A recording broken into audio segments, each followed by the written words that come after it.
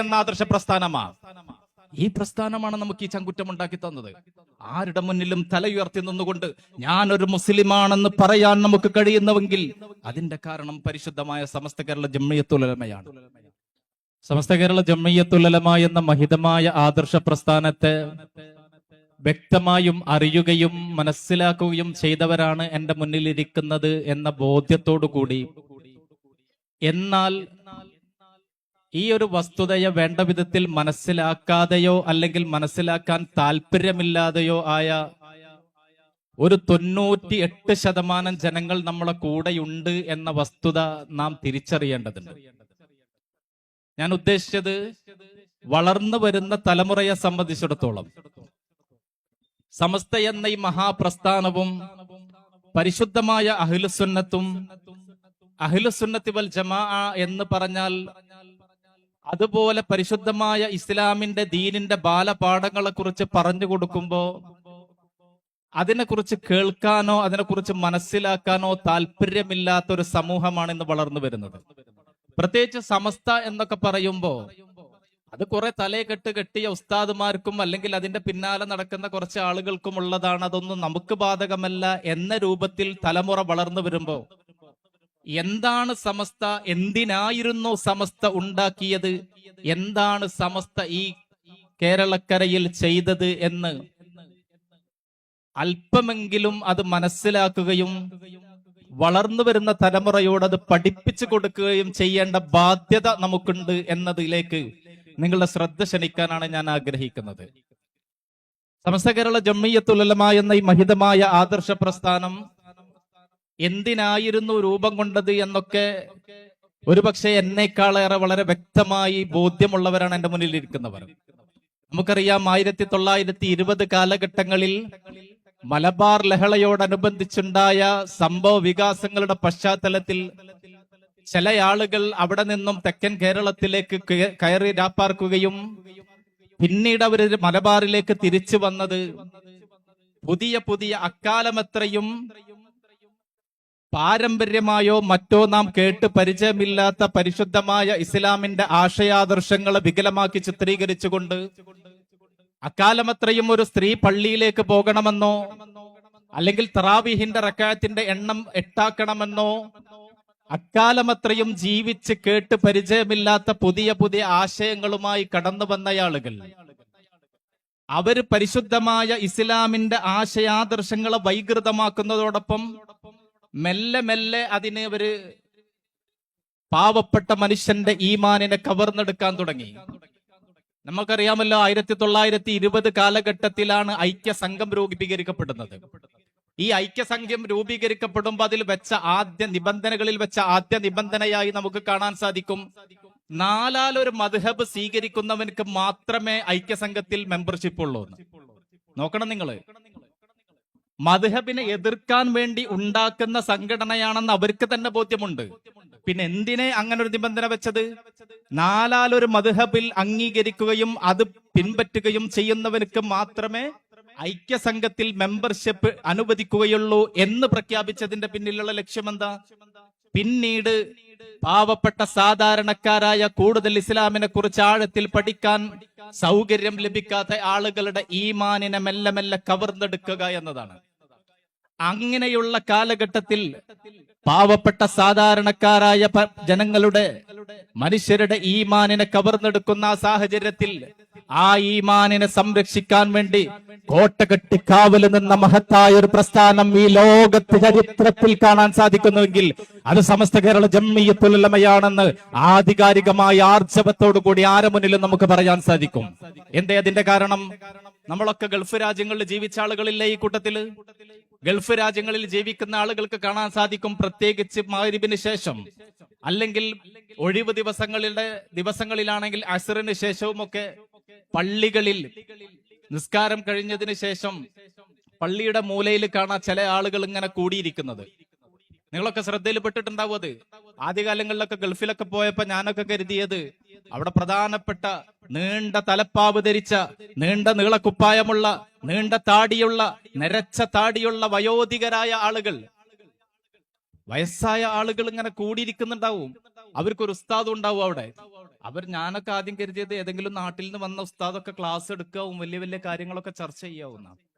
പിന്നീടാണ് അതിനെക്കുറിച്ച് അടുത്തടുത്ത് അറിഞ്ഞപ്പോൾ നമുക്കത് മനസ്സിലാക്കാൻ കഴിയുന്നത്.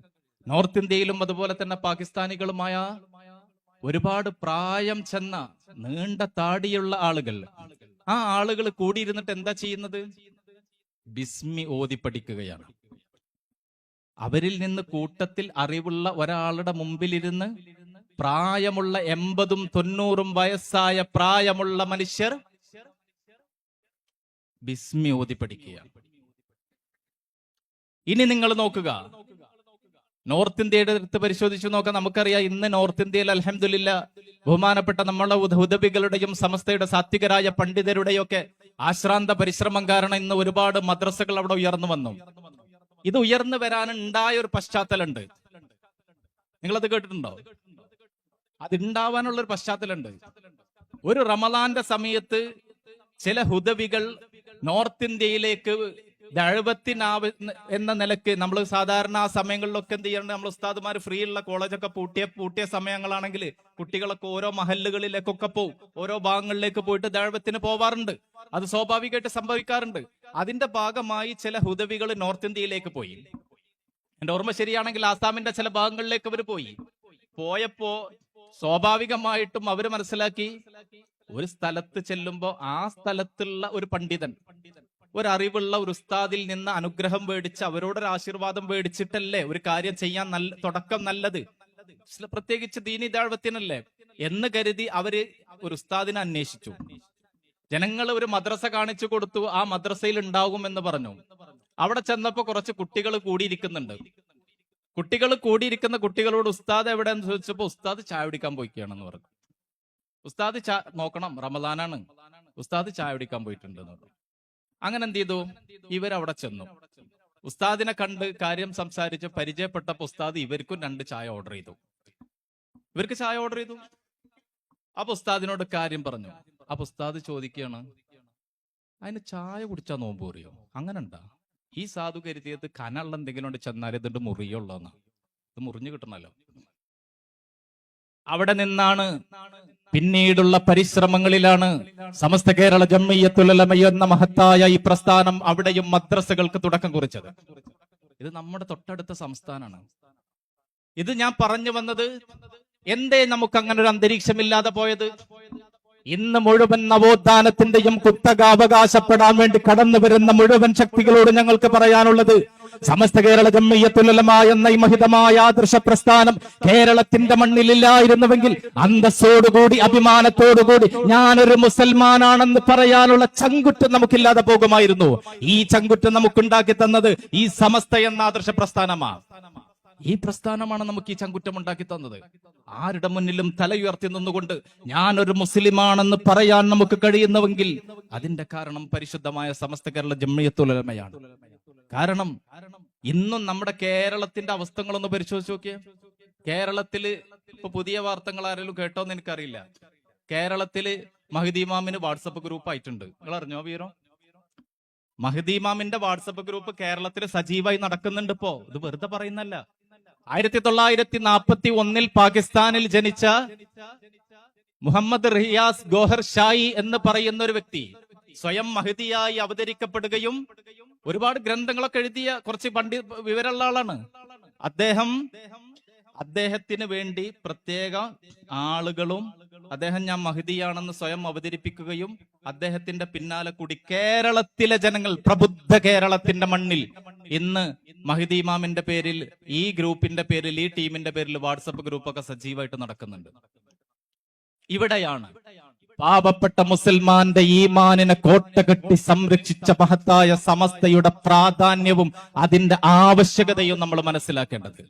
ഈമാൻ നഷ്ടപ്പെടുക എന്ന് പറഞ്ഞാല് മറ്റെന്തും നഷ്ടപ്പെടുന്ന പോലല്ല. അത് അറിയലപ്പെടാ. റൂഹ് തൊണ്ടക്കുഴിയിൽ എത്തുമ്പോഴേ ഈമാൻ നഷ്ടപ്പെട്ടിട്ടുണ്ടോ ഇല്ലയോ എന്ന് തിരിച്ചറിയല്. അതുവരെ അത് തിരിച്ചറിയാൻ കഴിയില്ല. സ്വാഭാവികമാണത്. അതുകൊണ്ടാണ് സമസ്ത എന്ന മഹിതമായ ഈ പ്രസ്ഥാനത്തിന്റെ ആവശ്യകത അവിടെയാണ് നാം മനസ്സിലാക്കേണ്ടത്. നമ്മുടെ ഈമാനിനെ ചോദ്യം ചെയ്യാൻ പല വിധത്തിൽ ഇവിടെ ആളുകൾ കടന്നു വന്നിട്ടുണ്ടായിരുന്നു. ഒരുപാട് രൂപത്തിൽ. ഞാൻ സുദീർഘമായൊന്നും ആ ഭാഗങ്ങളിലേക്ക് കടക്കുന്നില്ല. ഒരുപാട് ആളുകൾ ആ നിലക്കൊക്കെ കടന്നു വന്നു.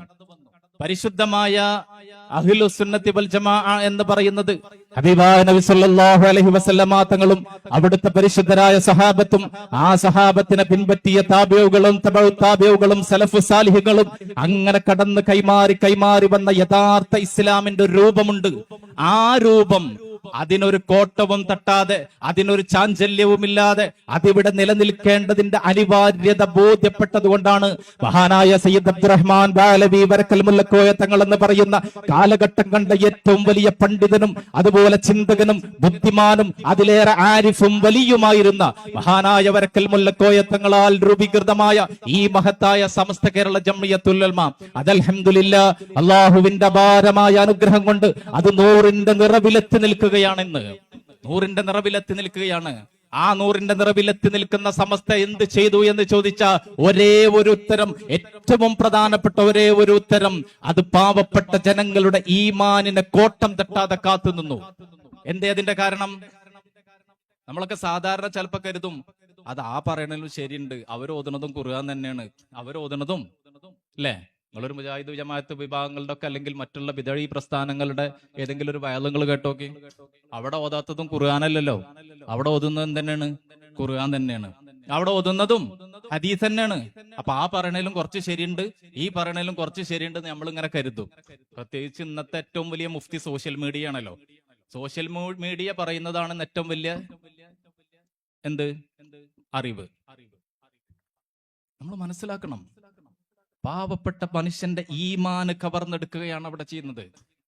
ഖുർആൻ എന്ന് പറഞ്ഞാൽ ആ ഖുർആനിനെ മനസ്സിലാക്കാൻ ഒരു തഫ്സീറുകളുടെയും ആവശ്യമില്ല എന്ന് പറഞ്ഞുകൊണ്ട് ഇവിടെ രംഗപ്രവേശം ചെയ്ത ആളുകളുണ്ട്. ബിദഈ പ്രസ്ഥാനങ്ങൾ കടന്നു വന്നത് അങ്ങനെയാണ്. ഒരു അറബി ഭാഷ പഠിച്ച ഒരാൾക്ക്, അറബി പാണ്ഡിത്യമുള്ള ഒരാൾ, അയാളെ സംബന്ധിച്ചിടത്തോളം ഖുർആൻ നോക്കി മനസ്സിലാക്കാൻ കഴിയും, അതനുസരിച്ച് അമല് ചെയ്യാൻ കഴിയുന്നു എന്ന് വാദിച്ച്. അതായിരുന്നല്ലോ ഇവരുടെ വാദം.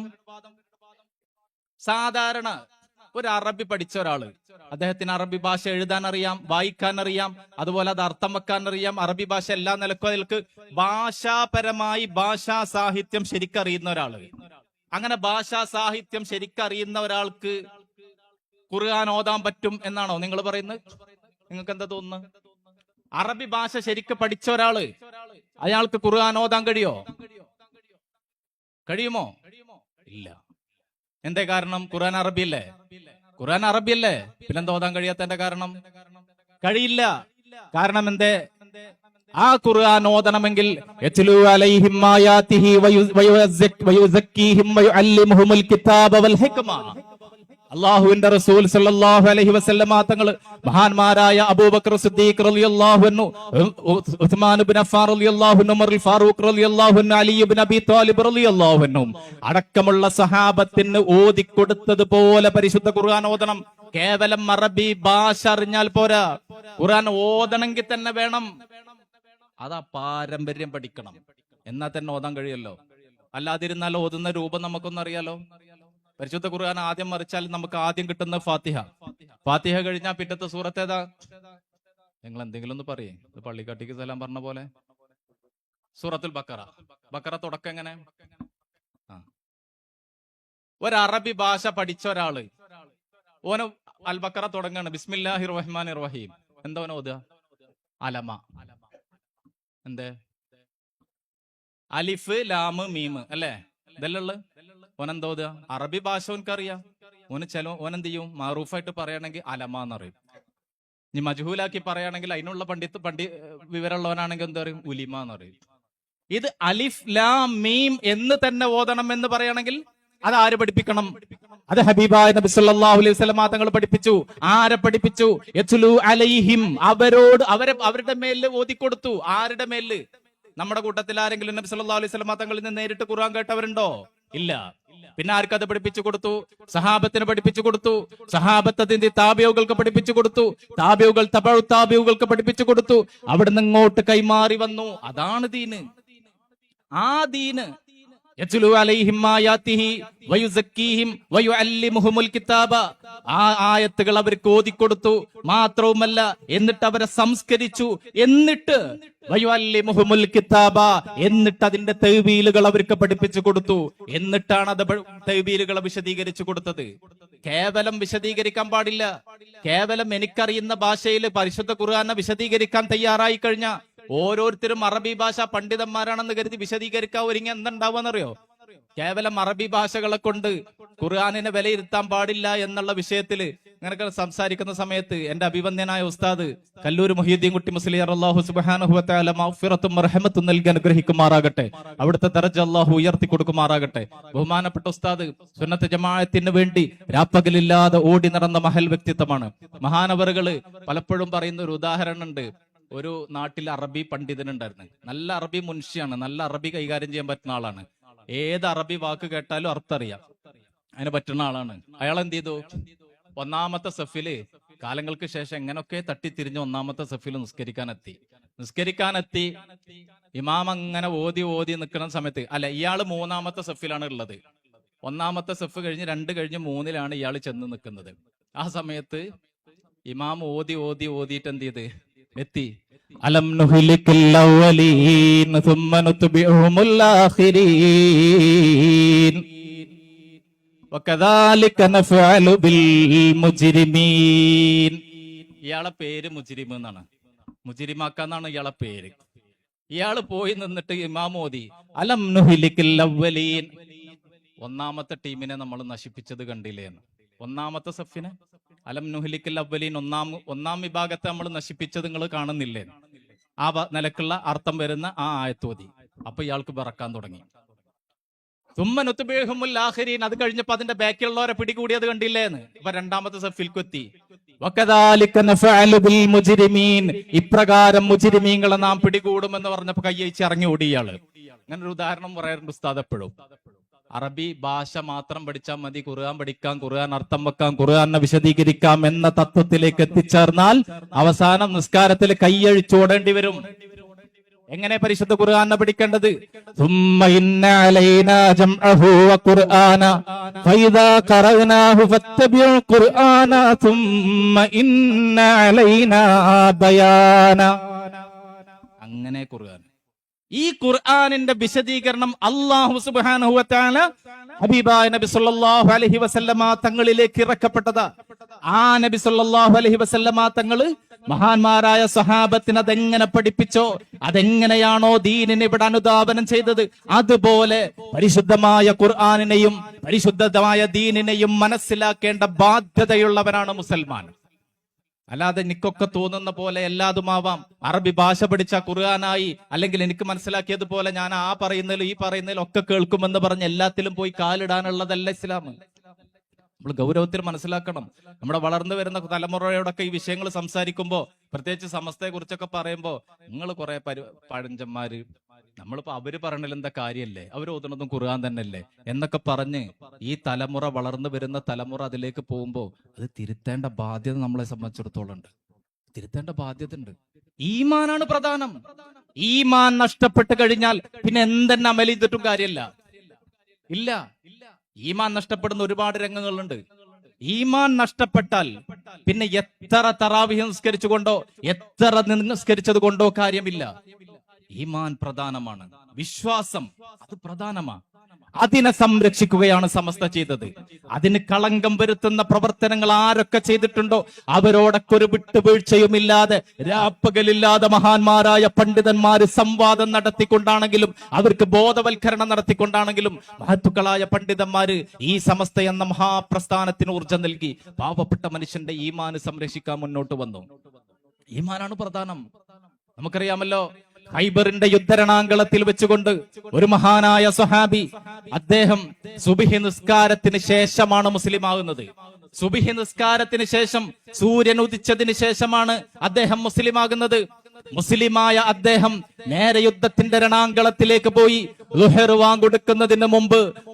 വാങ്ങുകൊടുക്കുന്നതിന് മുമ്പ് യുദ്ധത്തിന്റെ രണാങ്കളത്തിൽ വെച്ച് അദ്ദേഹം ഷഹീദായി.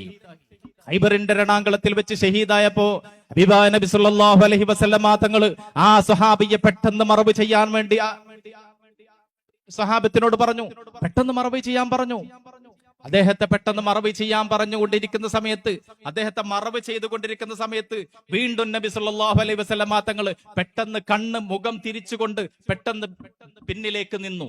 പെട്ടെന്ന് ഖബറിലേക്ക് നോക്കി നിൽക്കുന്ന ഹബീബാ നബി സല്ലല്ലാഹു അലൈഹി വസല്ലമ തങ്ങൾ ഒന്ന് രണ്ടടി പിന്നോട്ട് നിന്നു. എന്നിട്ട് പറഞ്ഞു, വേഗം മണ്ണിട്ട് മൂടാൻ പറഞ്ഞു, വേഗം അടക്കാൻ പറഞ്ഞു. ഇത് കണ്ട സഹാബത്തെ കിറാൻ നബി സല്ലല്ലാഹു അലൈഹി വസല്ലമ തങ്ങളോട് ചോദിച്ചു, എന്തേ സംഭവം? ഹബീബായ നബി സല്ലല്ലാഹു അലൈഹി വസല്ലമ തങ്ങൾ പറയുന്നുണ്ട്, റഅയ്തുൽ ഹൂറയൈനി തദ്ഖുലാനി ഖബറഹു. റഅയ്തുൽ ഹൂറയൈനി, രണ്ട് ഹൂറില്ലീങ്ങളായ സുന്ദരിമാരായ ഹൂറില്ലീങ്ങൾ ആ ഖബറിലേക്ക് ഇറങ്ങി വരുന്നത് ഞാൻ കണ്ടു. തദ്ഖുലാനി, ആ ഖബറിലേക്ക് ഇറങ്ങി വരുന്നുണ്ട്. എന്നിട്ട് അദ്ദേഹത്തിന്റെ കഫം പുട മാറ്റിക്കൊണ്ട് ആ ശരീരവുമായി ഒട്ടിച്ചേരുന്നത് ഞാൻ എന്റെ കണ്ണുകൊണ്ട് കണ്ടപ്പോ അത് കാണാൻ പാടില്ല എന്ന് കരുതിയാണ് ഞാൻ പറഞ്ഞത്. നോക്കണം നിങ്ങൾ, ഒരു വക്ത് പോലും ആ ഹദീസിന്റെ അവസാനം പറയുന്നുണ്ട്, അദ്ദേഹം അള്ളാഹുവിന് വേണ്ടി ഈ ഭൂമി ലോകത്ത് ഒരൊറ്റ സുജൂദ് പോലും ചെയ്തിട്ടില്ല. ആ സുജൂദ് പോലും ചെയ്യാത്ത ആ മഹത്തായ ആ മനുഷ്യൻ എന്തേ അത്രയും വലിയ പദവിയിലേക്ക് അല്ലാഹു സുബ്ഹാനഹു വ തആല ആദരിച്ചത്? അത് ഹബീബായ നബി സല്ലല്ലാഹു അലൈഹി വസല്ലമ തങ്ങളെ അക്ഷരം പ്രതി അവിടെ എന്റെ യുക്തിക്ക് തോന്നുന്ന പോലെ, എന്റെ ഇഷ്ടം പോലെ, എന്റെ ബുദ്ധിക്ക് തോന്നുന്ന പോലെ എന്ന് ചിന്തിച്ചതല്ല. അക്ഷരം പ്രതി എല്ലാ അർത്ഥത്തിലും അംഗീകരിക്കുകയും പരിശുദ്ധ ഇസ്ലാമിനെ പുൽകുകയും ചെയ്തു. അതെന്നതിന്റെ കാരണം അബ്ദുല്ലാഹി ഇബ്നു ഉബയ്യിനെ കുറിച്ച് പറയുന്നിടത്തോ ഹബീബായ നബി സല്ലല്ലാഹു അലൈഹി വസല്ലമ തങ്ങളോട് കൂടെ ഒരുപാട് തവണ സുജൂദുകൾ ചെയ്ത, ഒരുപാട് നിസ്കാരങ്ങളിൽ പങ്കെടുത്ത മഹാനായ ബിലാൽ ഇബ്നു റബാഹ് റളിയല്ലാഹു അൻഹു ഇഖാമത്ത് കൊടുക്കാൻ നിൽക്കുന്ന സമയത്ത് സഫ് ശരിയാക്കാൻ വേണ്ടി സഹാബത്തിനോട് പറയുന്ന അത്രയും വലിയ ചടങ്ങുകൾ നിർവഹിച്ച അബ്ദുല്ലാഹി ഇബ്നു ഉബയ്യ് എന്ന് പറയുന്ന ആ മനുഷ്യൻ എന്തേ സംഭവിച്ചത്? അല്ലാഹു സുബ്ഹാനഹു വ തആല ശപിച്ചില്ലേ? അമല് ചെയ്യാത്തതുകൊണ്ടാണോ? അമല് ചെയ്യണ്ട എന്നീ പറയുന്നതിനൊന്നും അർത്ഥമല്ല. ഇസ്ലാം നിഷ്കർഷിച്ച മുഴുവൻ ശരീഅത്തിന്റെ നിയമങ്ങളെയും പാലിക്കുകയും അതനുധാപനം ചെയ്യുകയും നിർബന്ധമാ. അതോടൊപ്പം അതിനേക്കാൾ മർമ്മപ്രധാനമാണ് ഈമാൻ സംരക്ഷിക്കുക എന്നുള്ളത്. ഈമാൻ നഷ്ടപ്പെട്ട് പിന്നെ എത്ര അമല് ചെയ്തതുകൊണ്ടും കാര്യമില്ല. ഈമാൻ നഷ്ടപ്പെടാതെ പരിപൂർണമായ നിലക്ക്, അതുകൊണ്ടാണല്ലോ ഖുർആൻ ഓരോ സ്ഥലത്തും പറഞ്ഞത് യാ അയ്യുഹല്ലദീന ആമനൂ വഅമിലുസ് സ്വാലിഹാത്തി. ആദ്യം പറഞ്ഞത് യാ അയ്യുഹല്ലദീന ആമനൂ, വിശ്വസിച്ച ജനങ്ങളെ. ആദ്യം വിശ്വാസം വേണം. അതേത് വിശ്വാസം? എന്റെ യുക്തിക്കും ബുദ്ധിക്കും തോന്നുന്ന വിശ്വാസം എന്നല്ല. ഹബീബായ നബി സല്ലല്ലാഹു അലൈഹി വസല്ലമ തങ്ങൾ പഠിപ്പിച്ച യഥാർത്ഥ ദീനിന്റെ, അങ്ങനെ കൈമാറി വന്ന യഥാർത്ഥ ദീനിന്റെ വിശ്വാസം, ആ വിശ്വാസം മുറുകെ പിടിക്കുകയും അതനുസരിച്ച് അമൽ ചെയ്യുകയും വേണം എന്നാണ് മഹാന്മാരായ പണ്ഡിതന്മാർ ഇതിലൂടെ നമ്മോട് പഠിപ്പിക്കുന്നത്. സുദീർഘമായി ഞാൻ നീട്ടിക്കൊണ്ടു പോകുന്നില്ല. ആ മഹത്തായ സമസ്ത കേരള ജംഇയ്യത്തുൽ ഉലമ എന്ന മഹിതമായ ഈ ആദർശ പ്രസ്ഥാനം അൽഹംദുലില്ലാ അതിന്ന് 100ന്റെ നിറവിലാണ് നിൽക്കുന്നത്. ബഹുമാനപ്പെട്ട ഉദ്ഘാടനം ചെയ്ത സയ്യിദ് അവറുകൾ പറഞ്ഞ വാക്കുകൾ കടിവരയിട്ടുകൊണ്ട് ഞാൻ എന്റെ വാക്കുകളിലേക്ക് വിരാമം കുറിക്കുകയാണ്. നമ്മൾ മനസ്സിലാക്കണം, സമസ്ത എന്ന ഈ പ്രസ്ഥാനത്തോടൊപ്പം കൂടെ നിന്നാൽ ഉണ്ടാകുന്ന ഗുണം എന്താണെന്നാ തങ്ങൾ ചോദിച്ചത്. തങ്ങൾ നിങ്ങളോട് പറഞ്ഞത് ഈ സമസ്ത എന്ന ഈ പ്രസ്ഥാനത്തോടൊപ്പം കൂടെ നിന്നാൽ ഉണ്ടാകുക എന്താ നമുക്ക് കിട്ടുക? ഒരുപാട് മഹാന്മാരുടെ ദുആ കിട്ടും. ഒരുപാട് മഹാന്മാരുടെ ദുആ കിട്ടും. മറ്റൊരർത്ഥത്തിൽ പറഞ്ഞാൽ ഖബറിൽ സുഖമായി കിടക്കാമെന്നർത്ഥം. ദുന്യാവിന്റെ പളപളപ്പ് കിട്ടിക്കോളണം നിർബന്ധമല്ല. ദുന്യാവിന്റെ പളപളപ്പ് കിട്ടിക്കോളണമെന്നില്ല. മറിച്ച് ഖബറിൽ കിട്ടും. അത് ഖബറിൽ കിട്ടും. സമസ്ത കേരള ജംഇയ്യത്തുൽ ഉലമയുടെയും സുന്നത്ത് ജമാഅത്തിന്റെയും പടവാളായി പൊരുതി നിന്നിരുന്ന മഹാനായ മഹൽ വ്യക്തിത്വമാണ് മർഹൂം നാട്ടികവി മുസ്ലിയാർ. അല്ലാഹു സുബ്ഹാനഹു വ തആല അവിടുത്തെ ദർജ ഉയർത്തി കൊടുക്കുമാറാകട്ടെ. അദ്ദേഹത്തോടൊപ്പം മഹാന്മാരായ പണ്ഡിതന്മാരോടൊപ്പം പരിശുദ്ധമായ സ്വർഗത്തിൽ നാം ഏവരെയും അല്ലാഹു ഒരുമിച്ച് കൂട്ടി അനുഗ്രഹിക്കുമാറാകട്ടെ. ബഹുമാനപ്പെട്ട നാട്ടിക ഉസ്താദ് മേലാറ്റൂര് പഞ്ചായത്തിന്റെ പ്രസിഡന്റ് കൂടിയാണ്. അതോടൊപ്പം സമസ്ത എന്ന മഹാപ്രസ്ഥാനത്തിന് വാക്കുകൊണ്ടും നോക്കുകൊണ്ടും ഒരു വജ്രായുധം ചേർത്ത മഹാപണ്ഡിതനാണ്. മഹാനവറുകളുടെ വഫാത്തിന് ശേഷം, വഫാത്ത് സമയത്ത്, അന്ന് മയ്യത്ത് മറവാടുന്ന ആ സമയത്തൊക്കെ അതിൽ പങ്കെടുക്കാൻ ഞാൻ പങ്കെടുത്തിട്ടുണ്ടായിരുന്നു. മഹാനവറുകളെ ആ സമയത്ത് അതിനുശേഷം മറയ ചെയ്തതിന് ശേഷം ഉണ്ടായ അനുശോചന യോഗത്തിൽ അദ്ദേഹം പഞ്ചായത്തിന്റെ പ്രസിഡന്റാണ്. അതോടൊപ്പം സമസ്തയുടെ ഉത്തരവാദിത്തപ്പെട്ട പങ്ക് വഹിക്കുന്ന ആളുമാണ്. അദ്ദേഹത്തിന്റെ പഞ്ചായത്തിലെ സെക്രട്ടറി ആയിരുന്ന ഒരു ഹൈന്ദവ സഹോദരൻ മഹാനവറുകൾ അനുശോചനിക്കുന്ന ഒരു രംഗം അദ്ദേഹത്തിന്റെ വാക്കുകളിൽ കേൾക്കാൻ സാധിച്ചു. അദ്ദേഹം പറഞ്ഞത്, ഞങ്ങൾ രണ്ടാളും കൂടി ഒരിക്കൽ മേലാറ്റൂർ അങ്ങാടിയിൽ ഇങ്ങനെ നിന്നിട്ട് കടല വാങ്ങിയിട്ട് ഇങ്ങനെ കഴിക്കുകയാണ്. കടല വാങ്ങി കഴിക്കുന്ന സമയത്ത് ഞാൻ ചോദിച്ചു, അല്ല മൂസ മൗലവി, നിങ്ങൾ ഇങ്ങനെ ഈ രാപ്പകലില്ലാതെ ഇതിന്റെ പിന്നാലെ നടന്നിട്ട് നിങ്ങൾക്ക് എന്താ കിട്ടുന്നത്? നിങ്ങളിങ്ങനെ ഓടണ് പായണ് വരുന്ന്, എപ്പോഴെങ്കിലും പാതിരാക്ക് കയറി വരുന്ന്, എന്നിട്ട് വീണ്ടും രാവിലെ പോണ്, ഇതൊക്കെ ഇതുകൊണ്ട് നിങ്ങൾക്ക് എന്താ ഗുണം എന്ന് ഞാൻ ചോദിച്ചപ്പോ അദ്ദേഹം അതിന് മറുപടി പറഞ്ഞത്, പ്രത്യേകിച്ച് ഗുണമൊന്നുമില്ല, കയ്യിലെ കാശ് അങ്ങോട്ട് പോവാന്നല്ലാതെ ഇങ്ങോട്ടൊന്നും കിട്ടൊന്നുമില്ല, മറിച്ച് ഒരു ഗുണമുണ്ട്. അതെന്താന്നറിയോ? മരിച്ച 4 ആള് കൂടും, മരിച്ച 4 ആളെ ഫാത്തിഹ കിട്ടും, ഖബറിൽ കിട്ടും. ഇതന്നെ അതുകൊണ്ടുള്ള ഗുണം.